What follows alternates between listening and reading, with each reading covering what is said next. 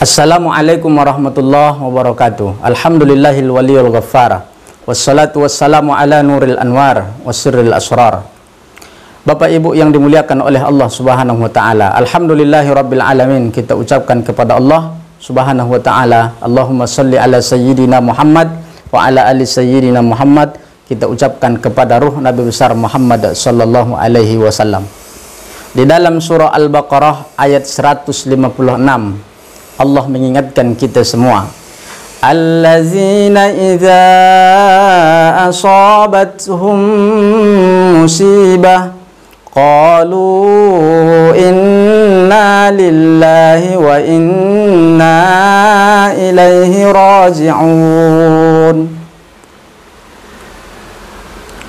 Apabila orang-orang yang beriman mereka ditimpa dengan musibah yang diberikan oleh Allah Subhanahu wa taala, lalu mereka lantas mengatakan inna lillahi wa inna ilaihi raji'un. Bapak Ibu hadirin hadirat yang dimuliakan oleh Allah Subhanahu wa taala, begitulah seharusnya orang-orang yang beriman kepada Allah Subhanahu wa taala, ikut dengan bimbingan Allah Subhanahu wa taala. Ketika dia ditimpa musibah, dia tidak mengutuk kepada Allah Subhanahu wa taala, dia tidak suudzon terhadap manusia, dia tidak suudzon terhadap Allah Subhanahu wa taala, maka dia dengan ikhlas berkata inna lillahi wa inna ilaihi raji'un. Namun bagaimana caranya agar kita sukses di dalam menghadapi musibah yang diberikan oleh Allah Subhanahu wa taala? Ada 7 kiat.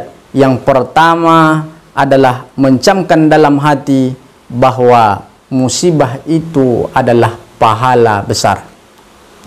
Orang yang mencamkan dalam hati bahwa musibah itu adalah pahala yang besar, maka ketika ujian itu datang daripada Allah, dia ditimpa musibah, maka hatinya akan sedikit lega karena musibah itu dia anggap adalah pahala yang besar daripada Allah Subhanahu wa taala.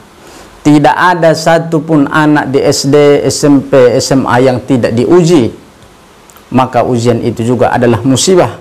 Ujian itu adalah untuk menaikkan kelas kita. Bapak Ibu yang dimuliakan oleh Allah Subhanahu wa taala. Lalu apa kiat yang kedua? Ketika kita terkena musibah, ditimpa musibah, janganlah berputus asa, namun teruslah berbuat amal yang terbaik, amal yang soleh, tetap dalam keadaan takwa, sehingga Allah lah yang memberikan jalan keluar terhadap musibah ataupun solusi ataupun ujian yang kita hadapi. Allah Subhanahu wa taala mengingatkan kita di dalam surah At-Talaq, wa may yattaqillaha yaj'al lahu makhraja. Siapa yang bertakwa kepada Allah Subhanahu wa taala, maka Allah akan memberikan jalan keluar terhadap masalah, terhadap ujian, terhadap musibah yang dijalaninya. Seringkali kita kerap hari ini kaum muslimin, kaum muslimat, ketika kita dalam keadaan datar, tidak ada musibah, kita beriman, bertakwa kepada Allah Subhanahu wa taala, tapi sering kita diuji oleh Allah Subhanahu wa taala dengan sedikit musibah, lalu takwa kita pun hilang. Maka bukan seperti itu yang diharapkan oleh Allah Subhanahu wa taala. Allah ingin menguji kita dengan musibah. Ketika datang musibah, takwa kita pun semakin tinggi kepada Allah Subhanahu wa taala.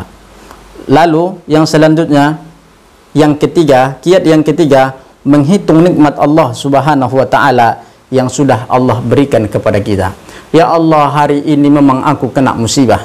Hari ini memang saya kena musibah ya Allah. Tapi ketika saya berpikir nikmat yang Engkau berikan kepadaku ya Allah, sungguh sangat besar. Musibah ini pun sangat kecil kalau diimbangkan dengan nikmat yang sudah aku makan, nikmat yang sudah aku pakai, nikmat yang sudah aku persembahkan kepada keluargaku. Allah Subhanahu wa taala bukankah mengingatkan kita di dalam Al-Qur'an ayatnya, wa in ta'uddu ni'matallahi la tuhsuha. Kalaupun kita mencoba menghitung nikmat yang Allah berikan kepada kita, la tuhsuha, tidak akan pernah dapat kita hitung. Maka dengan menghitung nikmat Allah Subhanahu wa taala yang sudah banyak kita pakai, maka ketika kita menghadapi musibah akan rela, akan ridho, akan ikhlaslah hati kita. Kemudian yang keempat, kita harus bisa mencamkan dalam hati akan ada nikmat yang besar setelah kita ditimpa oleh musibah.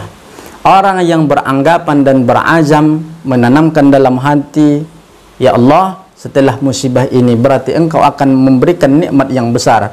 Mungkin setelah musibah ini anakku akan menjadi anak-anak yang soleh, hartaku akan menjadi semakin berkah, umurku akan menjadi semakin berkah. Maka hilanglah suudzon kepada Allah Subhanahu wa Ta'ala, dan hilanglah suudzon kepada anggapan-anggapan yang selama ini buruk tentang Allah Subhanahu wa Ta'ala. Adapun yang kelima, Bapak Ibu yang dimuliakan oleh Allah Subhanahu wa Ta'ala, melakukan muhasabah akan menenangkan hati ketika kita ditimpa musibah yang datang daripada Allah Subhanahu wa Ta'ala. Ya Allah, apakah amalku berkurang? Ya Allah, apakah umurku tidak berkah? Ya Allah, apakah saya terlalu jahat, terlalu tidak memperhatikan anak-anak saya? Hari ini banyak orang yang memprotes Tuhan ketika dia menghadapi musibah, kemudian hatinya buntu, kemudian dia stres, lalu dia menyalahkan semuanya. Yang benar hanyalah dia. Ini tak boleh. Kemudian apa kiat yang keenam? Kiat yang keenam adalah berdoa agar diberikan oleh hati yang teguh oleh Allah Subhanahu wa Ta'ala. Allahumma ya muhawwilal ahwal hawil halana ila ahsanil hal. Allahumma ya muqallibal qulub tsabbit qulubana ala dinika wa ta'atik. Ini adalah doa-doa di antara doa-doa yang banyak yang kita doakan kepada Allah Subhanahu wa Ta'ala ketika kita mengalami musibah. Dan itulah yang menjadikan hati kita tenang. Sedangkan yang terakhir adalah berusaha menjadi hamba Allah Subhanahu wa Ta'ala yang pantas mendapatkan pertolongan Allah Subhanahu wa Ta'ala. Idza jaa nasrullahi wal fath, maka pertolongan Allah Subhanahu wa Ta'ala pasti datang. Dan ketika pertolongan itu datang, maka semua ingin ditolong oleh Allah Subhanahu wa Ta'ala. Semoga 7 kiat menghadapi musibah ini sukses. Semoga kita orang-orang yang berhasil di dalam menghadapi musibah yang Allah berikan dalam kehidupan. Terima kasih. Assalamualaikum warahmatullahi wabarakatuh.